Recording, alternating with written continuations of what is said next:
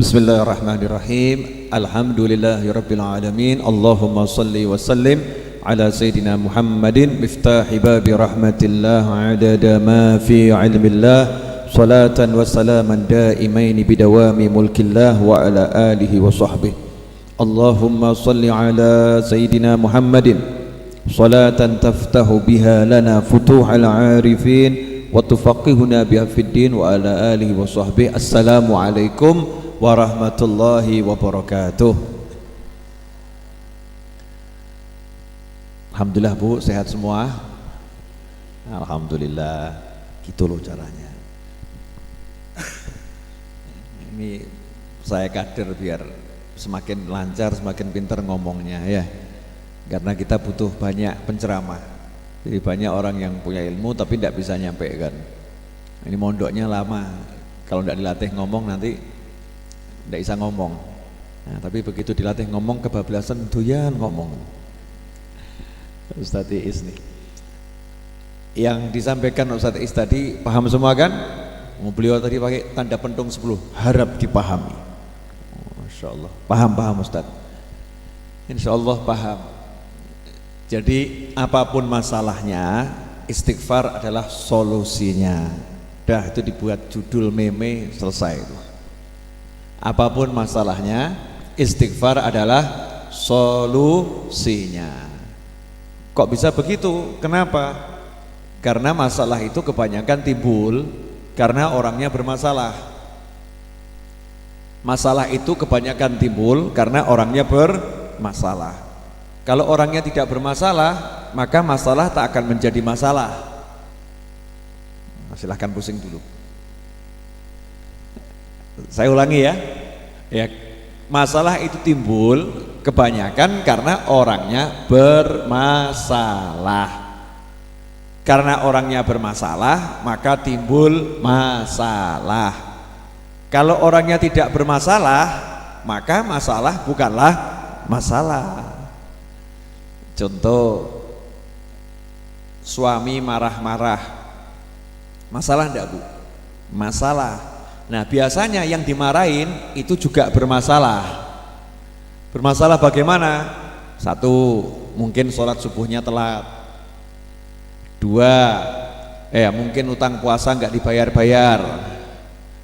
Padahal sudah mau masuk Ramadan. Ini kan punya masalah sama Allah dia ya. Ya tiga, dia mungkin tidak menjaga kehormatan suaminya. Ya dandannya bukan lagi makeover. Make gitu ya. Dandannya over luar biasa. Mungkin pakaiannya tidak nutup aurat. Dia punya masalah. Nah, sehingga dia dikasih masalah. Tapi kalau orangnya tidak punya masalah, orang soleh, orang baik, begitu dapat masalah nyantai dia. Masalah is not masalah. Kenapa? Karena ada yang maha menyelesaikan masalah, dan resepnya cukup sederhana. Wa may yattaqillaha yaj'al lahu makhrajan wa yarzuqhu min haitsu la yahtasib. Siapa yang bertakwa kepada Allah, maka Allah akan memberinya jalan keluar untuk apapun masalahnya, dan Allah akan beri dia rezeki dari arah yang tidak pernah dia fikirkan, yang enggak pernah dia fikir. Saya mau nanya sama ibu-ibu, kalau ibu butuh uang 100 juta, punyanya saldo 200.000, masalah enggak itu?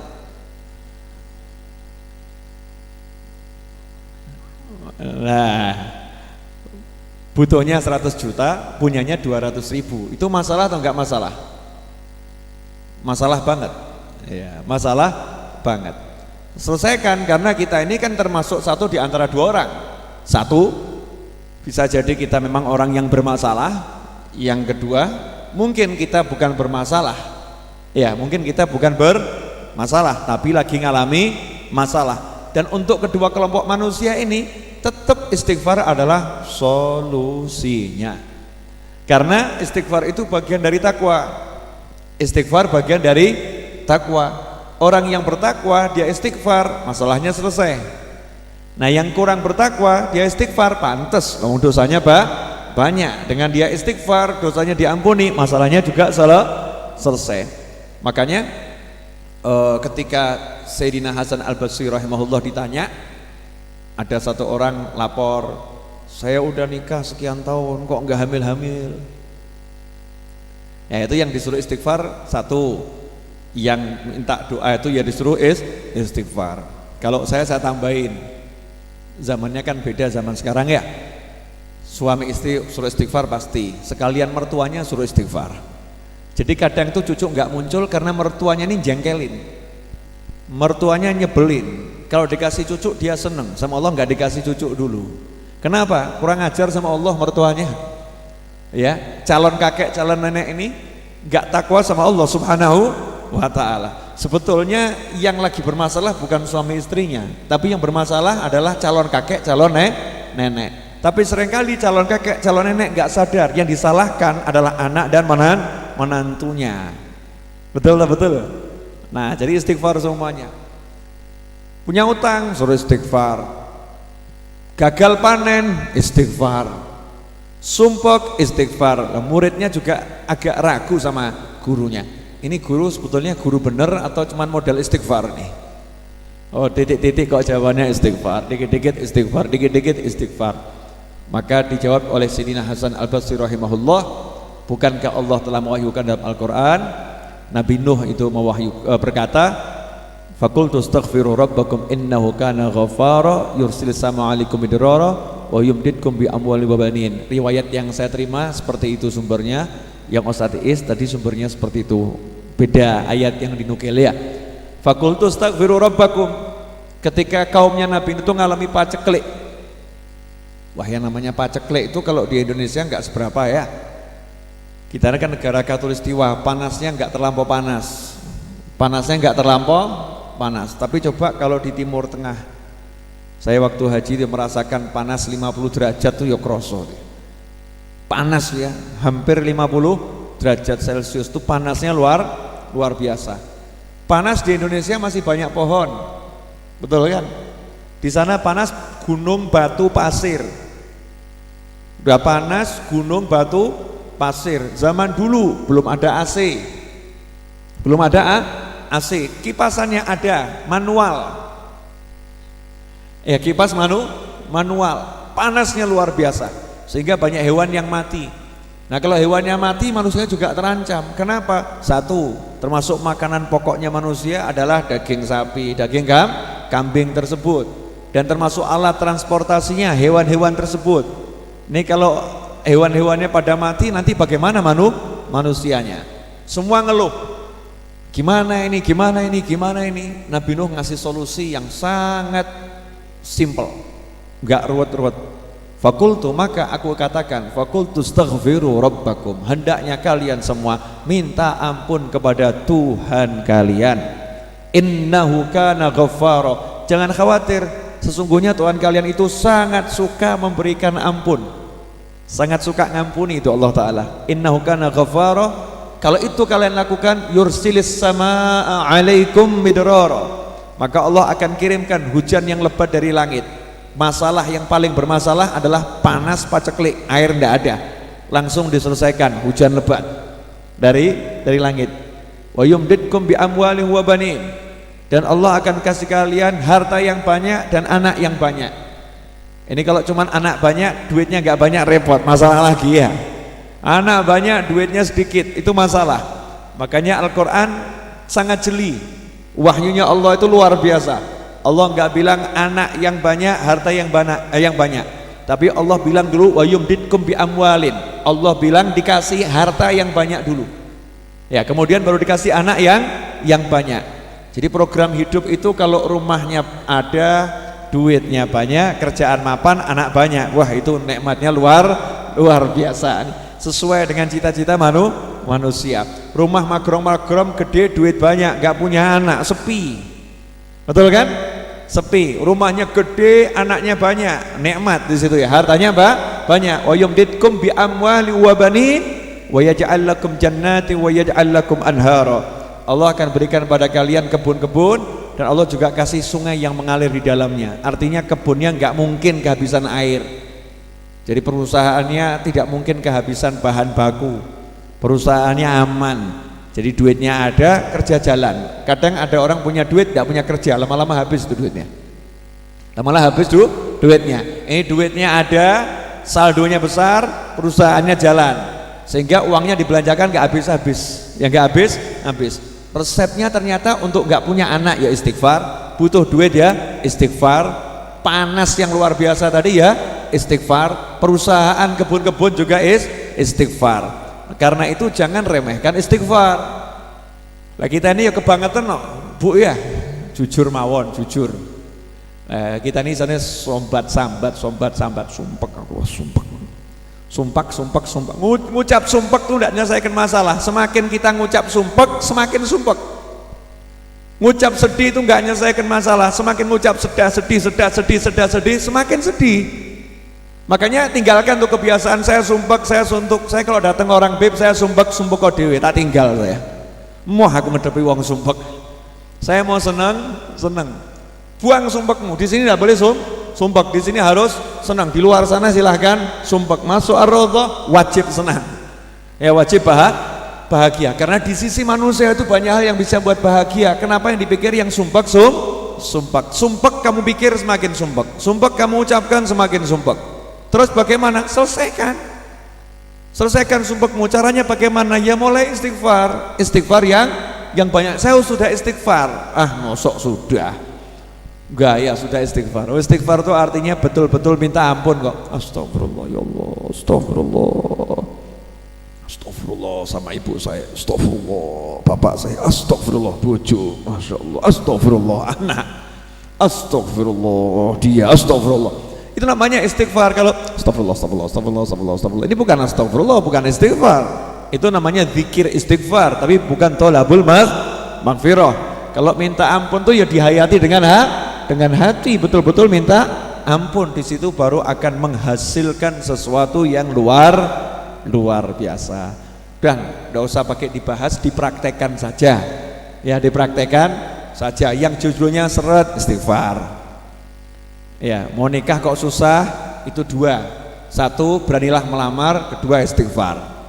Mau nikah susah, cuman batin, aku kok susah nikah ya, aku susah nikah ya. Enggak nikah. Mau nikah itu ya berani melamar. Saya perempuan beb, ya enggak apa-apa. Bilang sama Pak D, Pak Lek tolong lamarkan dia. Begitu aja kok, repot. Emangnya saya enggak laku? Memang gitu. Akui saja kalau memang belum laku, betul kan ya? Bukan enggak laku, tapi belum laku. Emangnya kalau perempuan melamar tabu? Enggak tabu. Wong Sayyidah Khadijah yang melamar Nabi Muhammad SAW, ya kan, yang mulai ngomong. Walaupun Rasul yang melamar, tapi yang mulai ngasih kode siapa? Sayyidatuna Khadijah radhiyallahu ta'ala anha. Sayyidatuna Hafsah, putrinya Sayyidina Umar bin Khattab radhiyallahu ta'ala anhu. Bahkan bapaknya keliling nawarkan ke Abu Bakar, ke Umar, ke Uthman, ditawarkan, mau enggak sama putri saya. Bapak yang genah begitu. Jangan gampang ngomong, masa saya suruh nawarkan anak saya, seperti anak saya nggak laku-laku. Nah, ini bapak nggak genah ini. Kalau yang genah justru carikan calon mantu ngomong, sembari istighfarnya ditekuni, biar dapat yang pas, dapat yang bagus, dapat yang menyenangkan dunia akhirat. Jelas? Insyaallah. Mana yang belum dapat ini? Yang belum dapat tolong dibagi dulu. Ya, ibu saya tuh kok lihat yang belum dapat nggak bisa. Ya, biar semuanya dapat. Lanjut. Nah, sekarang saya mau ngajari yang lain. Ini bulan Rajab. Kalau bab istighfar sudah alhamdulillah paham semua. Tinggal praktek ya. Rajab itu syahrul liqa. Bulan Rajab itu bulan perjumpaan. Bulan pertemuan. Bulan pertemuan. Pertemuan apa? Satu, pertemuan Nabi Muhammad SAW dengan para nabi dan rasul. Dengan para nabi dan rasul. Yang kedua, pertemuan Nabi Muhammad SAW dengan Allah Subhanahu wa ta'ala. Ya, dengan Allah Subhanahu wa ta'ala. Jadi pertemuan Rasulullah dengan nabi dan rasul. Yang kedua, pertemuan Rasulullah dengan Allah Subhanahu wa ta'ala. Pertemuan yang agung-agung. Orang pengen ketemu presiden, pengen ketemu gubernur ya. Nah, kalau ketemu para nabi pengen enggak? Ketemu Allah Ta'ala, apalagi gitu ya. Dan itu didapatkan oleh Nabi Muhammad SAW di bulan Rajab. Nah, pertemuan ini ada asal usulnya. ada tahapannya, ada caranya. Nabi kan ketika diisrokan dari Masjidil Haram ke Masjidil Aqsa, apakah ada kalimat Nabi akan bertemu para nabi di Masjidil Aqsa? Enggak ada. Agenda pertemuan Nabi dan Rasul di Masjidil Aqsa? Enggak ada. Enggak ada seperti itu. Yang ada pokoknya diberangkatkan dari Masjidil Haram ke Masjidil Aqsa. Ujuk-ujuk di sana, tiba-tiba di sana sudah kumpul para nabi dan Rasul. Betul begitu kan? Nah, yang pengen saya petik dan saya sampaikan pada sore hari ini cuman satu hal. Ternyata Allah Ta'ala mengajarkan kepada Nabi Muhammad SAW sebelum ketemu dengan para nabi dan Rasul untuk menjelajahi, mengunjungi napak tilas nabi dan Rasul tersebut. Jadi Nabi itu dibawa ke Palestina dulu, bukan ke Masjidil Aqsa. Dibawa ke Palestina kemana? Ke Bethlehem, ke tempat lahirnya Nabi Isa alaihissalam. Dibawa ke rumah lahirnya Nabi Isa, suruh sholat di situ. Nih loh tempatnya Nabi Isa, ya muliakan nih tempat lahirnya Nabi Isa, agungkan nih tempat lahirnya Nabi Isa. Ngagungkan dengan apa? Sholat di situ. Ini pengagungan yang luar biasa, bukan sekedar doa di situ, bahkan sholat. Doa yang paling utama adalah sholat. Kemudian Rasulullah diajak ke Bukit Tursina, tempat turunnya wahyu kepada Nabi Musa alaihissalam. Rasulullah disuruh sholihuna, sholatlah di sini. Rasul mengunjungi tempat turunnya wahyu kepada Nabi Musa. Bahkan Rasul diajak melewati dan mampir ke makamnya Nabi Musa alaihissalam yang tidak jauh dari Baitul Maqdis, tidak jauh dari Masjidil Aqsa. Nabi Musa itu wasiat kalau wafat minta dimakamkan dari Masjidil Aqsa sejauh lemparan batu. Dulu nggak ada meteran. Jadi kalau mengukur tuh ngelempar batu agak keras, jauhnya berapa meter, umumnya lemparan manusia. Nabi Musa minta dimakamkan sejauh itu, artinya di sekeliling Masjidil Aqsa. Dan Rasulullah lihat Nabi Musa lagi sholat di makamnya. Lihat Nabi Musa lagi sholat di makamnya. Setelah keliling ke tempat-tempat bersejarah, ya tempat-tempat yang mengandung nilai di sisi Allah Ta'ala, baru masuk Masjidil Aqsa. Di situ ketemu Nabi dan Rasul, dan beliau SAW sholat sebagai imam. Nah ini yang harus kita tiru. Jadi kalau kita ini pengen ketemu orang-orang soleh, ya pengen ketemu para wali, tempat-tempat beliau ya dikunjungi. Oh pengen ketemu Mbah Hasyim Asy'ari gitu misalnya, ya datang ke pesantrennya, tempatnya beliau ngajar di mana, buku yang beliau gunakan untuk mengajar, buku yang beliau tulis, yaitu pelajari, ya bukunya dipelajari. Pengen ketemu misalnya dengan Imam Syafi'i, ya berangkat ke Mesir, ya berangkat ke Mesir. Orang berangkat ke Eropa aja ngeluarkan duit cuma nonton patung Liberty, nonton Menara Eiffel ditonton, patung Liberty ditonton, ya. Lalu walaleh, gak bawa manfaat, gak bawa bencana, artinya suatu yang biasa-biasa saja, itu ditonton, ya ditonton. Kalau nontonnya gunung, ya itu masih oke, ciptaan Allah Subhanahu wa Ta'ala, keagungan. Tapi nonton patung, nonton menara, bukan gak boleh ya. Yang seperti itu aja manusia mau, ngeluarkan duit banyak mau. Tapi kenapa kok nggak mau ngeluarkan duit banyak? Pergi itu sana ke tempat di mana Imam Syafi'i mengajar. Pergi itu ke sana di tempat Imam Malik mengajar. Pergi ke sana di tempat Imam Nawawi mengajar. Pergi ke sana di tempat Syekh Abdul Qadir Al-Jailani biasa mengajar. Oh tinggalnya di sini, oh ngajarnya di sini, oh belajarnya di sini. Kunjungi tempat-tempat bersejarah tersebut. Dengan jalan-jalan mengunjungi tempat bersejarah, nanti hasilnya Allah akan pertemukan kita dengan yang kita kunjungi.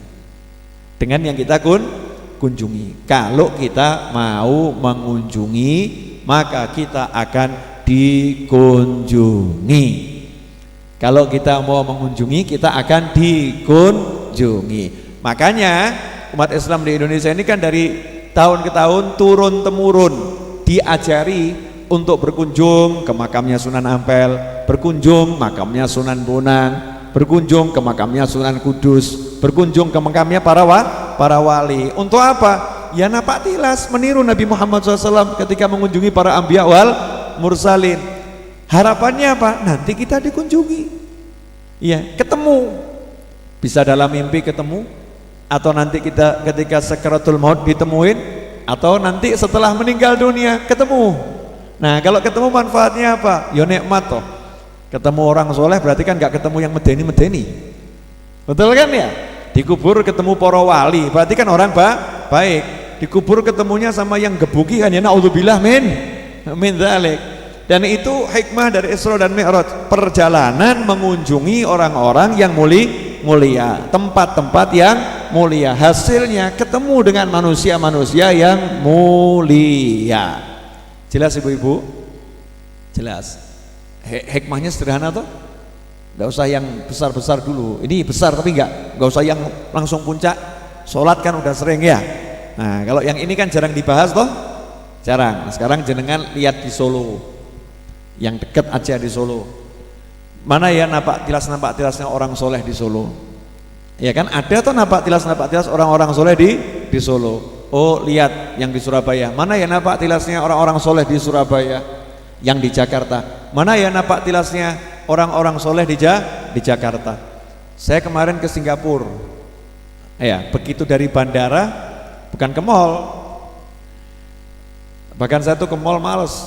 Dari bandara bukan ke mall, dari bandara bukan ke hotel, dari bandara bukan ke rumah, dari bandara ke makam, langsung dari bandara langsung ke makam. Makam siapa? Makamnya Habib Nuh bin Muhammad Al-Habsyi, makam yang sangat tua, yang sampai orang Singapura mau jalan tol, buat jalan tol saja sampai dibelokkan karena gak berani bongkar makam tersebut karena kesolehan orang tersebut, Habib Nuh bin Muhammad Al-Habsyi. Jadi berangkat ke Singapura cari makamnya orang soleh, berangkat ke Malaysia cari orang soleh, ya berangkat ke Jepang saya cari orang soleh. Siapa ini orang soleh di Jepang? Mana masjid yang paling tua di Jepang? Yang di Tokyo mana masjid yang paling tua? Saya pengen tahu masjidnya di mana. Nampak tilas itu. Nah kadang nih kita ndak, begitu dengar yang namanya Singapura langsung nih, wah Orchard Road, masya Allah, ini ada tokonya, bla bla bla bla bla bla. Ya. Singapura nih, wah bandaranya keren.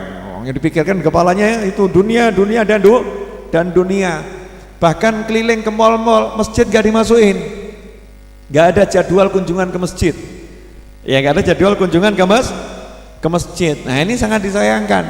Kita harus berpikir ini untuk mengunjungi tempat-tempat yang bersejarah, tempat-tempat yang bernilai menurut Allah Subhanahu wa ta'ala. Bonusnya main ke mall, itu bonusnya lihat menara Eiffel, itu bonusnya lihat patung Liberty, itu bonus. Tapi yang pokok nih tempatnya orang-orang soleh.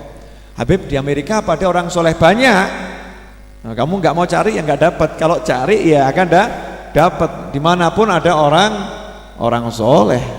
Dimanapun ada orang soleh. Jangan dikira nggak ada orang soleh. Di setiap tempat ada orang soleh. Masalahnya mau lihat apa enggak kita, mau cari atau tidak. Nah kalau itu kita lakukan, insya Allah bisa dikatakan hampir pasti. Ya hampir pasti. Ngomong pasti kan ya harus pakai insya Allah. Kita akan ditemui oleh orang-orang soleh tersebut. Akan ditemui. Ya dalam mimpi atau nanti di alam barzah. Yang jelas hatinya jadi nyaman, hatinya jadi tenang. Jelas ibu-ibu dan pemirsa dimanapun anda berada? Jelas. Yang terakhir, sebentar lagi kan maghrib ya.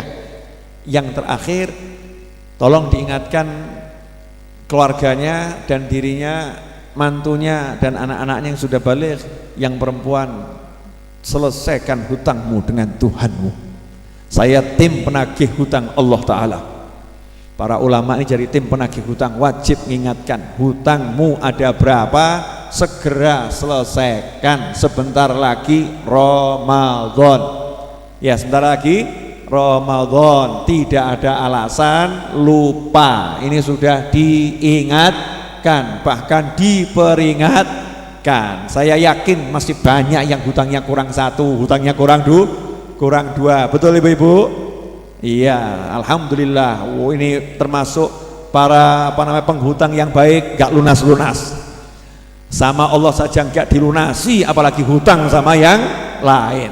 Jadi nanti ibu kalau ditagih sama orang jawabnya begini, sorry mas, sama Allah saja hutang saya gak takut kok mas.